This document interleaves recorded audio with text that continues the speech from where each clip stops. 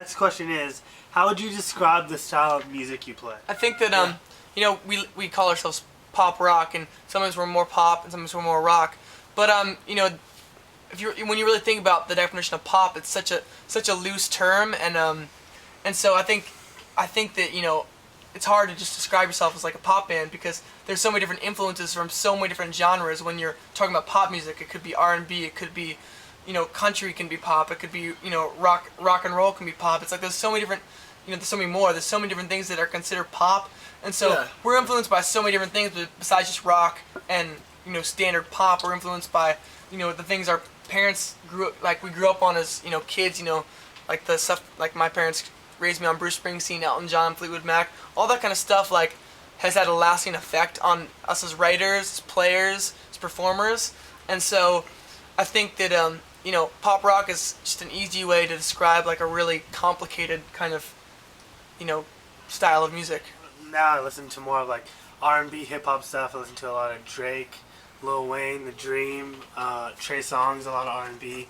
So I mean, I can pretty much say that all of us have changed in the taste of music we like, and it's not like it's totally different than what we used to listen to before. We still kind of listen to that, and it just kind of grows. You grow as a musician, and what you listen to just varies as you get older. When we think about it, like even like Slipknot, like those kind of bands, like that music it's kind of like pop though. When you think about it, when you take away the screaming and all the metal and those hard crazy chords, like. It's like pop in a way, it kind of is. I personally think that pop is anything that's catchy and that people anything that's popular. It's a broad term. A majority can be attracted to. It's like pop music brings people together in that sense, and I think that that's the cool thing about pop is like a large group of people can come together like under one song and like really like almost understand each other, and that's a really cool thing.